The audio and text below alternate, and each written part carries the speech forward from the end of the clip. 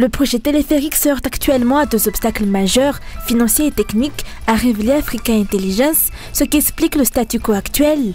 La construction de la ligne verte est bloquée par le manque de permis environnemental et des incertitudes budgétaires.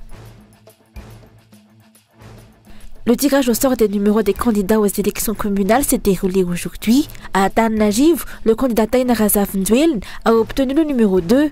La CENI rappelle que les citoyens peuvent encore introduire une demande auprès du tribunal pour être inscrits sur la liste.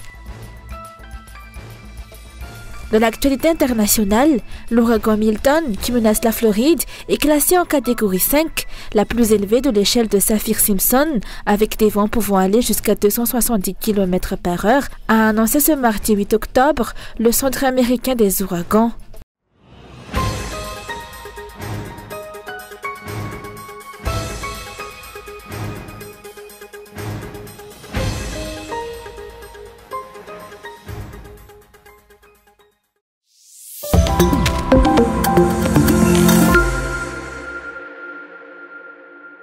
Le projet de téléphérique se heurte actuellement à deux obstacles majeurs, a révélé un article du journal en ligne Africa Intelligence, ce qui explique le statu quo actuel. Ce projet, d'un coût de 152 millions d'euros, comprend deux lignes, la ligne orange et la ligne verte. La ligne orange relie Anous à Abatpé, tandis que la ligne verte doit connecter Anous à Akatsu. Selon Africa Intelligence, plusieurs obstacles empêchent le démarrage de la construction de cette deuxième ligne. Tout d'abord, il n'y a eu ni étude environnementale, ni permis environnemental pour cette ligne qui doit traverser la colline d'Indoual et où un pylône doit également être installé à proximité de la cathédrale d'Indoual. Les responsables de Colas et Poma ont proposé de modifier le tracé de cette ligne, mais Andrzej, le Premier ministre, ainsi que le secrétaire d'État chargé de la nouvelle ville n'ont pas encore accepté cette suggestion et insistent sur le maintien du projet initial. Pour les techniciens, il serait pourtant difficile d'installer la ligne verte selon les plans envisagés par les autorités.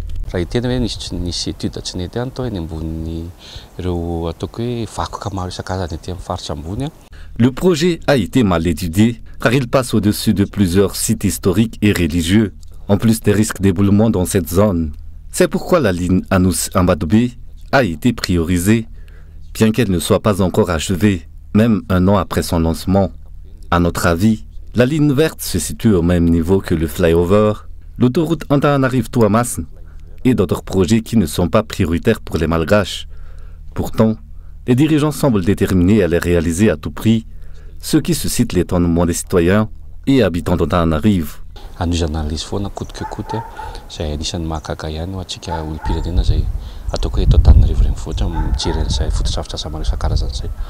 Le second obstacle pour la construction de la deuxième ligne est d'ordre financier.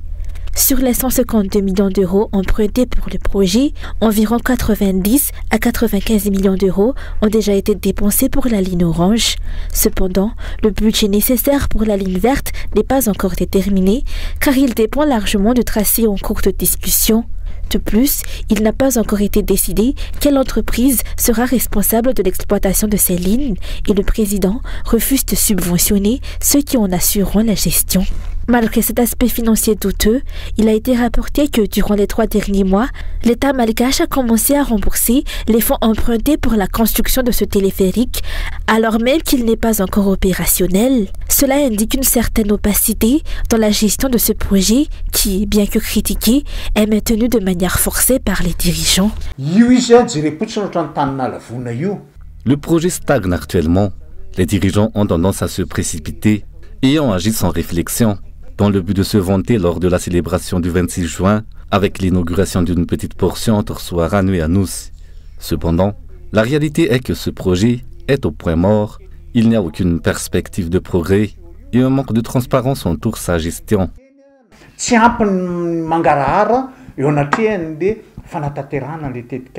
Ce projet grandiose est loin de répondre aux besoins réels de la population malgache et semble davantage destiné à satisfaire les intérêts d'une élite privilégiée.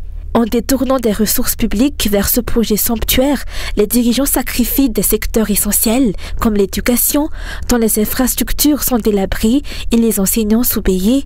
Pire, malgré les déclarations sur la gratuité de l'éducation, ce sont les parents qui sont contraints de payer le salaire des enseignants femmes non subventionnés. Cette situation illustre une politique gouvernementale erronée qui privilégie les projets de prestige au détriment des besoins fondamentaux du peuple.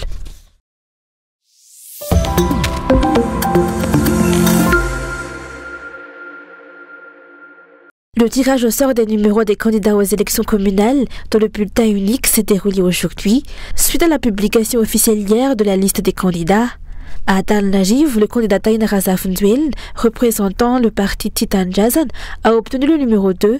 Son mandataire a procédé au tirage au sort en son nom. Lors de cette cérémonie, il a été rappelé à tous les participants l'importance du respect du code électoral et des lois en vigueur. Par ailleurs, il a été précisé que chaque candidat dispose du droit de diffuser ses programmes sur la télévision nationale malgache.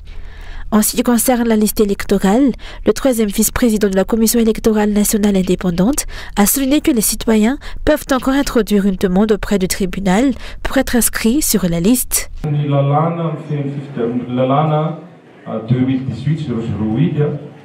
La loi électorale 2018-008, en son article 42, stipule que tout citoyen malgache, en âge et en droit de voter, mais non encore inscrit sur les listes électorales, peut solliciter une ordonnance auprès du tribunal. Une fois obtenue, cette ordonnance doit être remise à une antenne de la Commission électorale nationale indépendante, proche de votre district. Je répète que cette ordonnance n'est pas à conserver pour le jour du scrutin, mais doit être soumise à la CENI afin de permettre votre inscription sur les listes électorales.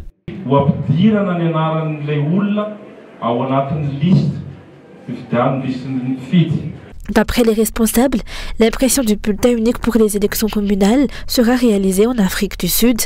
À noter que le scrutin se tiendra le 11 décembre prochain. Toutes les communes de Madagascar présentent des candidats où il y a 1 à 8 listes par commune.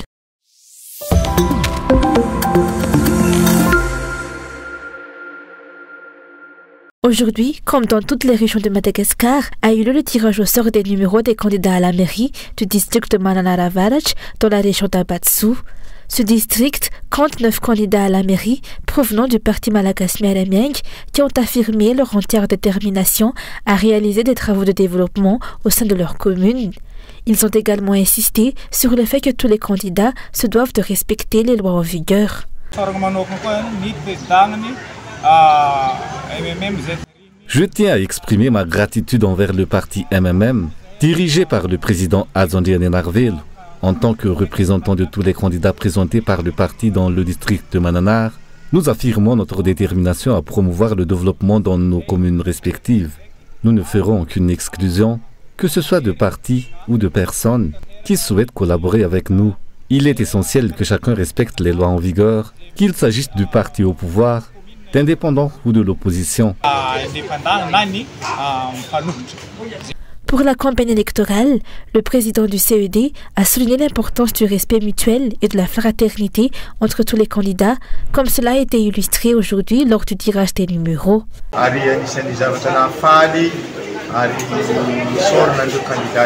Ce qui a été particulièrement encourageant et que nous tenons à remercier les candidats, c'est le fair play, le fiavan et la fraternité qu'ils ont démontré. Nous espérons que cet esprit se poursuivra tout au long de la campagne électorale afin d'assurer des élections communales empreintes de fraternité dans le district de Mananaravar le 11 décembre prochain. Les candidats du MMM ont souligné qu'il sera difficile de favoriser le développement sans valoriser les communes et les élus à la base qui sont en contact direct avec la population.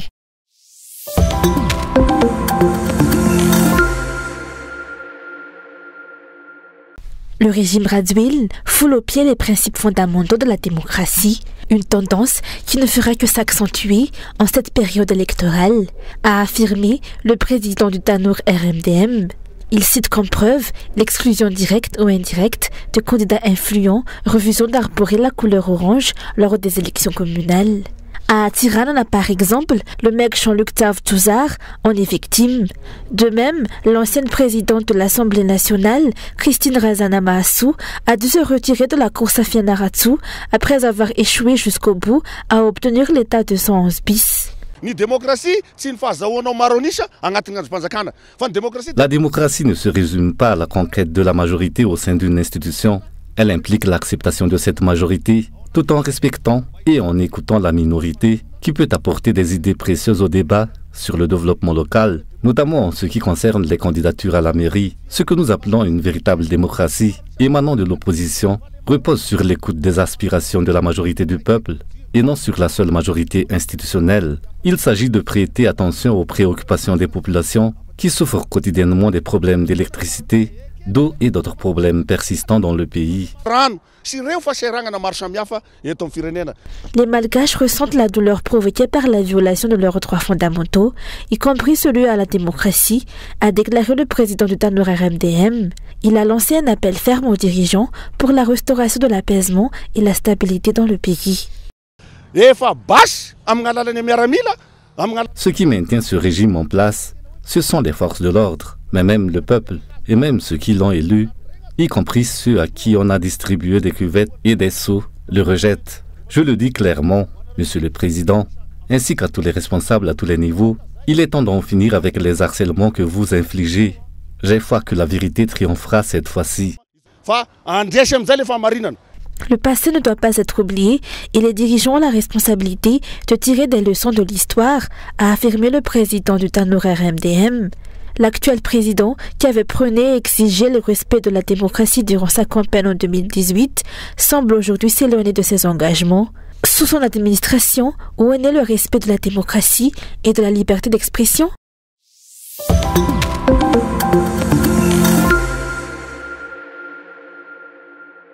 L'insécurité à Atal-Najiv s'est récemment intensifiée par la multiplication des pickpockets et des agressions dans les rues. Les fréquentes coupures d'électricité offrent aux malfaiteurs un paravent idéal pour agir en toute impunité. Les ruelles et petites rues sont devenues des zones à risque.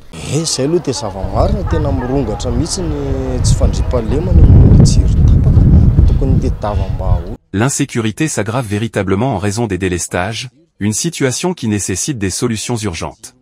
Les agressions surviennent fréquemment pendant les coupures de courant, une opportunité pour les malfaiteurs de commettre des vols à l'arraché, souvent sur des femmes, et parfois aussi sur des hommes.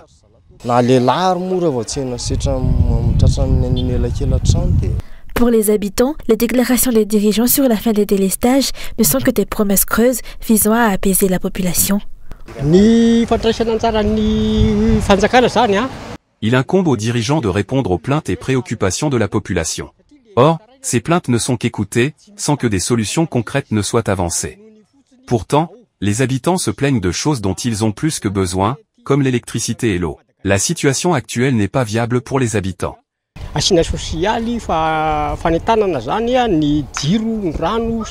Au-delà de la sécurité qui sévit à Atal-Najiv et dans ses environs, de nombreuses activités sont également menacées en raison des coupures prolongées d'électricité. Des appels, des manifestations et des grèves s'organisent ici et là pour protester contre cette situation, mais les responsables concernés restent sourds aux revendications.